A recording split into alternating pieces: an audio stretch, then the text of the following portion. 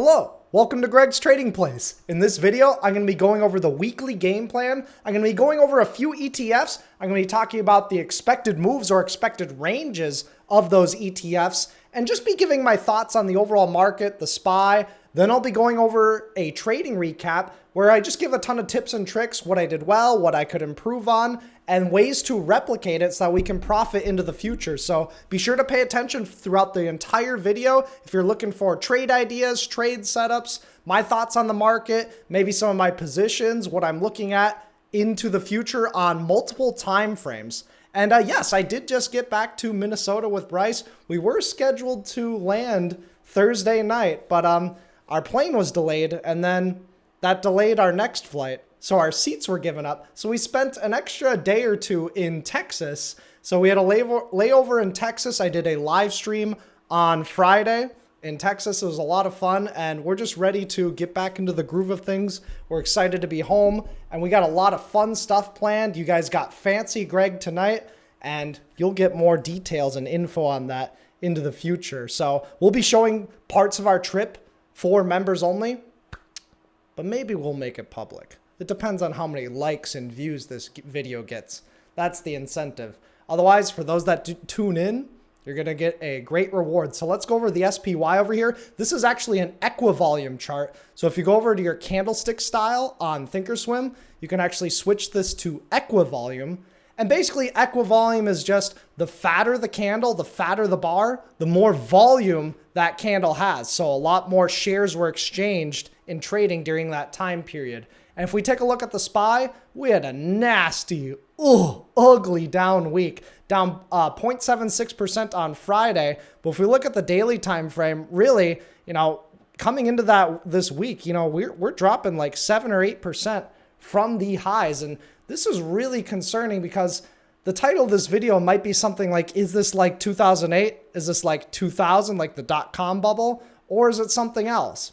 Well, since it's a new year, it's 2022, it's probably something else, but it might be similar or something in between 2008 and 2000. And why do I bring that up? Why do I even talk about that? Well, let's talk about the Qs over here. The QQQ ETF right here. If we look at the max time frame, the monthly time frame, look at this. If we just kind of zoom out a little bit, my goodness, can we zoom out? Yeah, we can zoom out a little bit over here.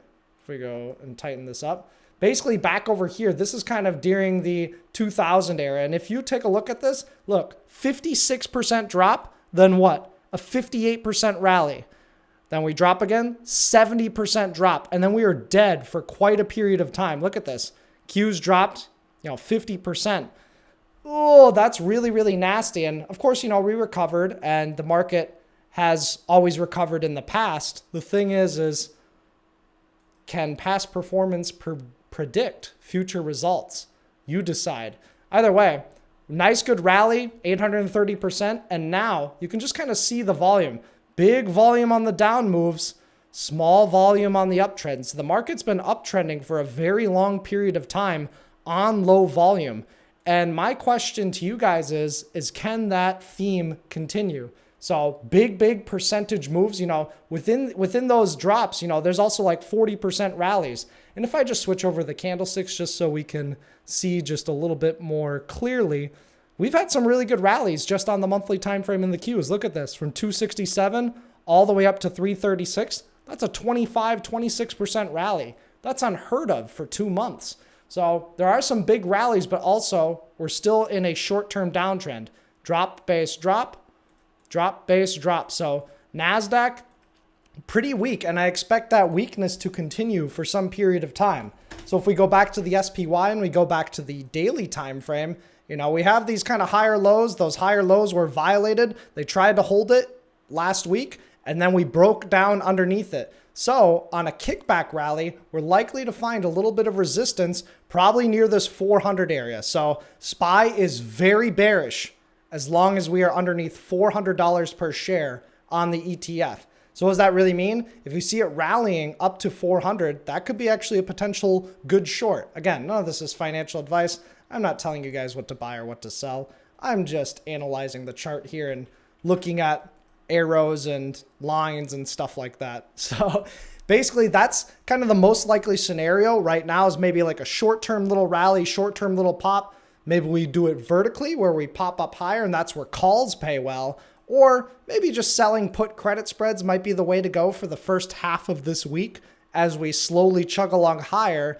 And 390 on SPY is going to be a strong area of resistance because that is an unattended gap. And gaps are usually resistance, at least on the first go around. If you close hourly, so hourly candles, you see them close above the gap, which again, in this case is 390. That would be a reclaim and it'd be a little bit more short-term bullish. If we close hourly beneath the gap though, again, the gap being 390, then we can sell off and continue the downtrend. So pretty interesting stuff in terms of expected move on this week, September 23rd, $11.70. So we could see maybe SPY at like 399 as an upside target on the rally. So 399 SPY as the rally target. And then potentially if we sell off a little bit more, oh my goodness, we might be down at here, at like, maybe not as low as 370, but something from here, 375 would be a short-term dip buy / price target for the sell-off. So I'll probably be buying just a little bit at the SPY like 375 area where we would be extended into support, and that generally results in a short-term bounce. So basically the way I'm playing it is like the way we closed Friday, it looks like we might gap up. The futures just opened up. /yes. So they're just kind of flat. So we'll find out if this candlestick breaks downward or breaks upward. But I do think that, the beginning of the week could be a little bit bullish. I'll be subject to change that at Weenie Trades Live. So be sure to tune into Weenie Trades Live if you're curious on what I think the SPY might be doing then. But yeah, tons of resistance at 390. That's like almost a stone cold short area because you have gap resistance and you have actual resistance from the prior support that we launch padded off of. So pretty interesting stuff. We talked about SPY, the Qs. I'm expecting a little bit more relative weakness. If we just briefly check out something like Apple had a very rough week last week, but on Friday, a little bit of a pin bar right here on high volume. Can that lead to a short-term bounce? If not, if Apple takes out Friday's lows, we can start to come down a little bit further. And Apple's one of the stronger tech stocks. Google making new daily lows. This is nasty for Google. So not as many people watching YouTube. Thank you guys for watching my YouTube video right now. Hit the like, hit subscribe. But Google not doing so hot. Breaking that critical support level. We had that little bear flag over here. Drop, bear flag, drop. So again, though, Google Friday closing bullishly, but there's a lot of resistance just on the throwback, as they call it. I guess this would be a pullback. Throwback is where you have a breakout and then you come back to it. That's a throwback. This is all CMT, chartered market technician lingo. You have to know the exact lingo on the test questions. And it would be a pullback on the bearish side. So this is the support. We broke support. Now, if we come up and test it as resistance, that would be a pullback. So Google is bearish as long as it's underneath like 105. And even then, it's still bearish until we can like really get above 120. Otherwise, we just come back into a big chop zone. So Google, bearish, short to medium term. I'm not looking to buy Google for quite a while. I want to see some much better support levels. Maybe $75 a share Google might be a much better value.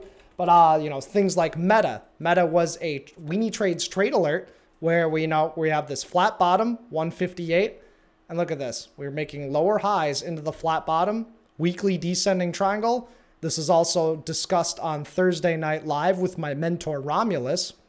Be sure to comment below if you have any questions about that. We got lower highs, and with Weenie Trades trade alerts, shorted Meta right about 168. It's about the 168 area.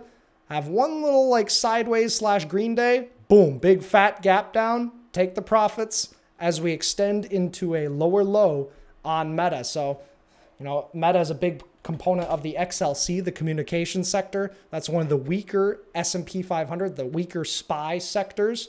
So you got Meta, we can go all into it, but AMZN, kind of just sitting in the middle of the range. Nothing too crazy there. We can also talk about Tesla real quick. Tesla looks really strong, actually, where we're kind of holding up and consolidating in a bullish flaggish type of pattern. Will this pop bullish? It could. It would need a lot of market strength. So if there's a lot of market strength, Tesla could be a lead bull candidate to look out for. Otherwise, looks like it might be coming underneath that like 285. Again, earlier I gave that 265 price target, a minimum price target. We got as low as 266, so my minimum price target was just a little bit off. But that's okay. We can still break this consolidation bearish underneath 285, and then Tesla would likely resume lower and zigzag on down. So be careful on a lot of these tech stocks, not showing a lot of bullishness. We can check out IWM. IWM making a quick little pivot lower low right over here, but then snapping and closing above. The IWM is usually a leading market indicator, meaning it tends to lead the market. If the IWM's having a good green day, the SPY tends to have a decent good green day as well. And if the IWM is having a red day, the SPY is probably having a red day also. Sometimes it can lead by like a day or even a week.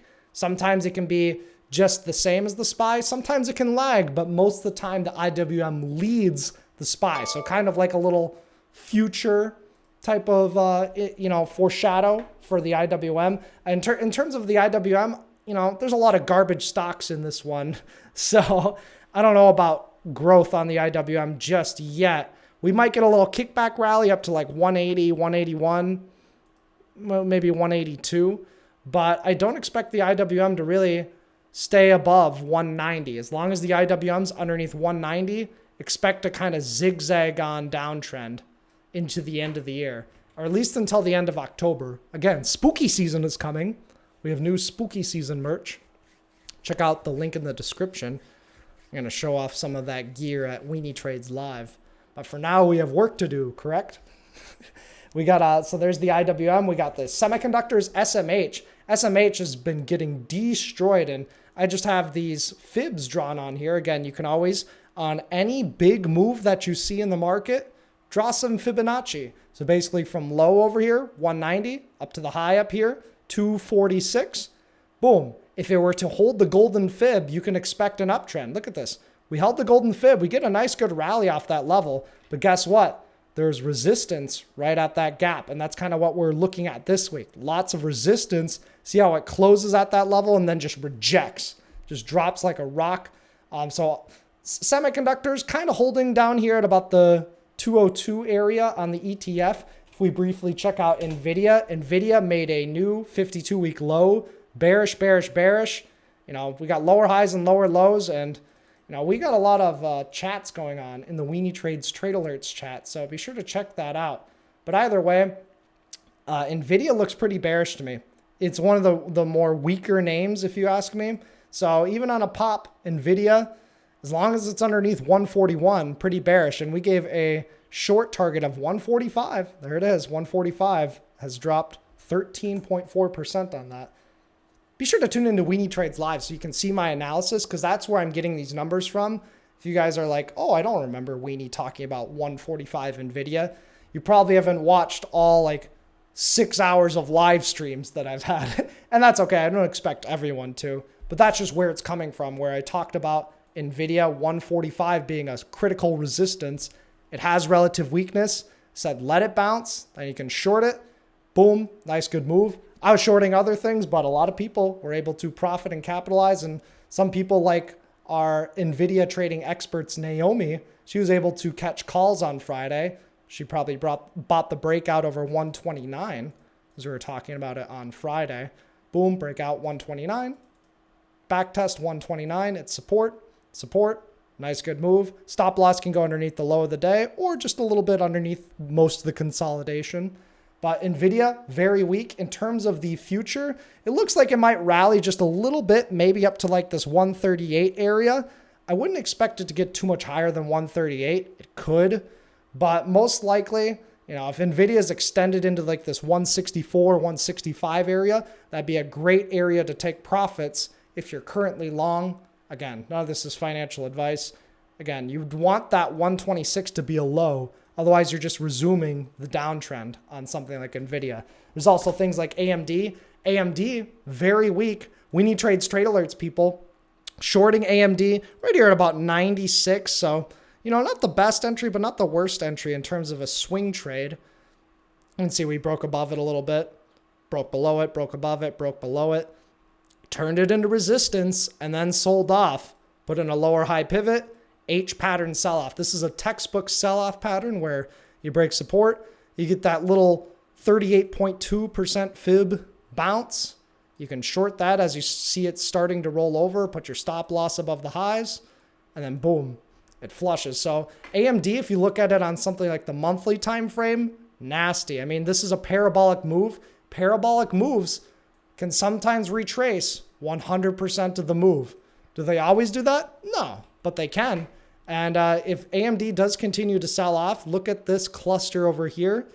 We might be coming back down into, the upper 40s, maybe down to lower 40s. It would take a pretty decent market drop for AMD to drop about 50%, but it is possible. So AMD, one of the liquid bearish stocks that you can trade options on. You can sell bear call credit spreads if you want to take that bearish stance. Otherwise, if you're bullish, hey, there's nothing wrong with that. There's two sides to every coin in the market. You could be buying AMD down here in this zone and put your stop loss just underneath there. It may make a lower low and jab higher, like it has been doing a lot in this bear market where you break support. This is the support area, and then you jab back up. That's just a failure on the sellers to get follow through versus if you reject the breakdown area, that's a confirmation. So always know the position of where we're at within certain trends, and it'll really, really help with making those trading decisions. So bearish on AMD. I wanted to quickly talk about bonds. TLT is an ETF that you can trade to get a little bit of bond exposure. And my dad's in retirement phase, and I'm kind of, helping him manage his portfolio. Certainly not giving him financial advice or anything of that sort. But I might be, letting him know, hey, TLT might not be too bad of a buy or an accumulation down here, as it should stabilize for a little bit. So pretty interesting stuff. Just a note on bonds. And then lastly, I want to talk about the VIX in terms of ETFs.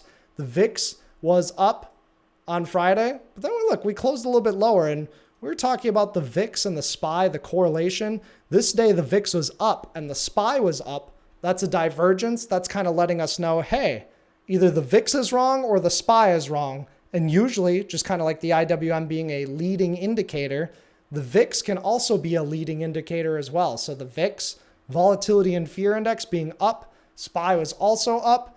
Boom, we get the rocket ship move in the VIX. That was that big sell-off day on the CPI news. And then the VIX, even though the market was down on Friday, VIX really kind of put in a little bit of a bearish candle. So now I'm asking myself, okay, which is right, SPY or the VIX? If the VIX kind of shows a candle like that, that hints towards a little bit of green in the market short term, and the VIX might slowly drift on lower. And then I'll be looking for correlations and seeing if the VIX is green and the SPY is green, or if they're doing what they're supposed to be doing, and most of the time being inverse to each other. So SPY is green, VIX is red. That can hint towards a little bit more green. So always things to think about and to, look forward to into the future so that we can position ourselves in the right way.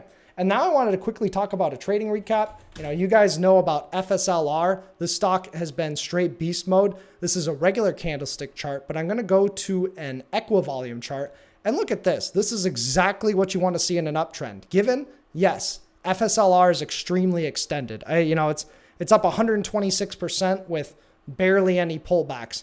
If I were to do a Fibonacci retracement from here, from 6150 to 140, FSLR could pull back to 110 and still be in a nice, strong, bullish uptrend. So it's in a very strong uptrend, holding between the 23 and the 0.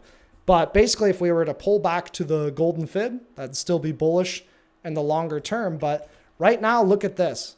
The reason I pull up an equivolume chart is because you can see the fat, juicy bars on the green side, right?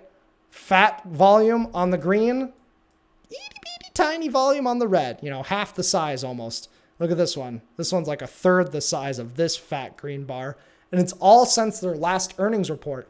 But solar has been really, really, really strong. Higher highs, higher lows. Break up, bull flag. pop, tiny little bull flag, pop, tiny little bull flag, pop, bull flag, pop, and then another bull flag. I wouldn't be surprised if FSLR pops again. But just in terms of the trading recap, I wanted to talk about this because I was really confident in this setup because of the way that it's squeezing, the volume analysis, and sector strength makes it a high probability trade. So again, Weenie Trades trade alerts, and I've never alerted to buy a stock more than once in Weenie Trades trade alerts until I saw FSLR. So bought a little bit there, buy some calls and call spreads right there, buy some more shares right there. Average is like 128, maybe averaged up to 129, so 128.50. Boom, we pop, we break out, take off half, take off another half for 8% on the second half, and then holding the last quarter of the position size at break even. So that way you can have a risk-free trade that it can run forever if you caught a really good trend, which we might have caught a really good trend over here. So FSLR, nice, good bullish move. Traded it Friday as well, grabbing the same day call options, and those same day call options, the 132 strike calls, they're going for $100 when I was buying them. And by the end of the day, or at least at the peak of the day, you could be selling them for almost $500. So pretty cool that you can turn $100 into $500 in just one day. And tune into Weenie Trades Live if you want to see me, buying these flag breaks right over here. Boom, we get the nice pop. We extend through, take profits up there. Nice, good, solid trade on a Friday, and it's likely to continue. So that's something to replicate in the future. If I see the big volume on the green bars and smaller volume on the red bars, I'm going to know, hey, this has been a good bread and butter long setup for me and everybody that's invested with me. So that's something like FSLR. I want to talk about XLY. And I think how you should be measured as a trader is how well you manage risk. How well do you do when things are not going exactly your way, when things aren't going to plan? And this is one of those trades where it was tricky, but we were able to come out with a good win. And what do I mean by that is XLY, Consumer Discretionary ETF of the SPY, was up 1, 2, 3 days in a row. And from the lows, we were up, 7, 8%, which is insane. That's like unheard of, although we did get a good rally earlier. So maybe it's not too much unheard of. But either way, at the end of the day, going short XLY by buying the 166 strike put. So 166 put, I'm just alerting, hey, I'm buying the 166 strike put. I'm not averaging down on this. Most of the time I don't average down. Very rarely I sometimes do, but most of the time I like to keep it a wide stop in a smaller position size, and then I can build into it if I need to, whether it be averaging up or averaging down.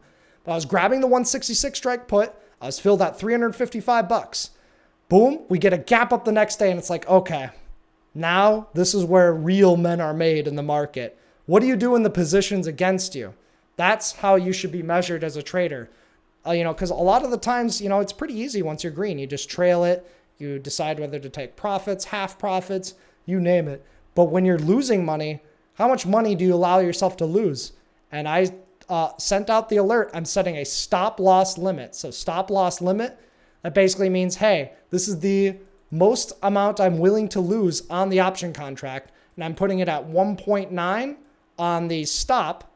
And then the limit, because it's a stop loss limit, the spreads are a little bit wide. Again, you learn all of this stuff when you subscribe to Weenie Trades Trade Alerts, or if you just invest in any of my courses, or if you just ask me questions for free at Weenie Trades Live.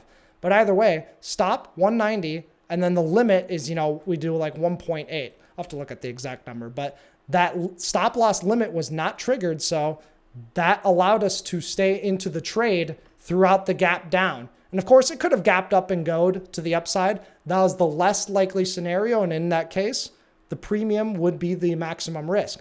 But it was more likely to drop, hence the original reason of the trade, and we were able to come out the next day for about a 50% gain. So absolutely insane move, and that's just small size and one of those good trades where you're just shorting the rally, stop goes at the top of the rally, let it flush, boom, take profits, get out, find the next setup, rinse and repeat. So XLY, amazing move. Boom, good entry, good exit. 210 into $1,400 at the peak. You know, some people held XLY for a lot longer than I did. That's completely fine. My job is to just get into cash as frequently as I can. And boom, they were able to make like $6,000. You know, I got some people saying, I've got 3 years of trade alerts paid off just with that one trade. I'm like, oh my goodness. Other people are like, oh my goodness, Greg, I'm so happy that I invested in your business and I'm making money. See, they weren't expecting to make money, and I can't guarantee that you're going to make money. I can't guarantee that you're going to lose all your money or make all your money. But there are some people that are making 5 times, 6 times, 10 times the cost of Weenie Trades trade alerts in one trade, a lot of the times in a month. But either way, that's XLY. I want to talk about Disney. Disney talked about put spreads, bear call credit spreads, shorting Disney. I like this 114 area, so 114. Boom, taking profits at the 109 area. And I reloaded myself. Talked about a lot of videos where you can short Disney and expect it to break down and probably come down to this 105 area. So Disney's been relatively weak. SPY, we're in a short trade on the SPY via selling bear call credit spreads. So I'm basically saying, SPY, I'm expecting you to stay underneath 398 for quite a bit of time. And I'll be ready to take profits. I might even take profits on Monday or Tuesday if we're gapping down. Even if we're gapping up, I might take profits. But either way, the longer that it stays underneath 398, the more that we get paid. And this is credit spreads, advanced option strategies, you name it. We talked about Meta. TAN. TAN was the only losing trade of the entire month for Weenie Trades trade alerts in September. And we had the chance to get a good profit. I was looking at it, I was like, I could take a $40, $50 bill at the end of the day on Friday. But, was it Friday? It was like Thursday. Either way, at the end of the day, this day, I could have taken a $50 profit, but I wanted to keep it to swing trades, and I wanted to see if we could break the downtrend, and the overall market had other plans. So what do you do when the market goes against you? How do you game plan? This is where real traders are made. How do you do when a position goes against you? I don't care about the wins. I care about how do you manage the losers. At least that's just me. And we had gapped down. We had pushed higher. We were doing a flag. I'm like, okay, I'm going to give this flag a chance to break up. Guess what? We started to break the flag down. I said, I'm closing all TAN. Close TAN. And this is the solar ETF. And it looks like it can flush. And it did flush. Dropped quite a bit after our exit of 4.5%. But we'll see if TAN can't get a little bit higher. There's a lot of resistance now at 87.40. But over the longer run, I do expect TAN to hold its own and potentially launch pad out of this consolidation range and get into the mid 90s on the TAN ETF. So pretty interesting stuff over there. Uber was an amazing short. And look at this. You see all these green candles and it's like, what? How would you profit off an Uber short? We had higher lows and we have steeper higher lows. We had a nice good breakout on this range. This is an ascending triangle, but it's an ascending triangle that had a topping wick. So it had a big upper wick. Usually those are a false breakout. Uber's got great liquidity and the market was set to gap down. So I was just looking for something with some bearish exposure. I'm not saying that Uber was the best trade, but it was a pretty decent trade because we had pumped higher, we had sold off into support, we had pumped into this lower high pivot, and right there on Uber at about 33.60, went ahead and grabbed a put spread. So buying the 33.50 strike put and then selling the 30 strike put. That's basically me saying, hey, I don't expect Uber to drop too much lower than 30. If it drops lower than 30, that's fine. You just make more money, but you're capped. But look at that. Uber sold off right to that 30 to the penny. Next morning, take profits. Weenie Trades trade alerts. Nice good 40 to 50% win depending on your fill. And that was some pretty cool stuff. So that was Uber. I wanted to talk about XLP. XLP, consumer discretionary. This has been a stronger sector, a little bit more than the S&P for a bit of time. Lately, it's been a little bit goofy. So it'll be interesting to see what I can do with this. But towards the end of the day, I was eating lunch with Bryce and I was like, hey, this looks like a pretty decent trade setup. We've got a sell-off, a reclaim. So this is a jab because we did not stay underneath 71.05. We held 71.05, and then as we started to curl higher, send out the alert. Hey, I'm buying XLP calls, 70.50 strike call right over there. And looking to take profits on a gap up. If we gap down, I'm going to buy one more. And then I'm going to place a stop at 0.3. So risking a little bit on this XLP trade if we gap down. But if we can gap up, just looking to take some profits, get some quick cash, and then look at some other type of trade setup. You know, other types of trades, I was talking about how I'm taking profits, but I'm doing this for cash flow. I've got to withdraw from my brokerage accounts each and every week and every month so that I can pay the bills. So I need a little bit more cash flow than somebody who has a full-time job. But on Coinbase, shorted Coinbase right there at 83.50, right where the green line is. And I just said, hey, I'm taking profits down here, but if you want, you can probably hold and get the maximum credit. And those that are holding are going to get the maximum credit. I help people convert options trades into shares, because remember, a part of the Weenie Trades trade alert service is that you can reply to me, be like, hey, how would you trade this if you were doing shares? How would you do this if you only wanted to risk $50 instead of $100? And I'd help them out. So that's a critical aspect of the service, is that I don't just want to feed you what to do, but I want to help you achieve your goals based off your risk parameters. How much you are willing to risk on each trade, what types of trades you're comfortable with. And that's the beauty of it. So if you guys are interested in Weenie Trades trade alerts, today is the last day it's going to be at this price. There's only, 7 or less spots available, because I want to provide the best service possible. And this is the last day that we're going to be at $100 a month. So those that invest now and are invested now are going to be locked into that price. And the price will be going up into the future. I'm super excited to be back in Minnesota. Lots of fun projects. And wow, thank you guys so much for tuning in all the way to the end. Or is it the end? Nice job.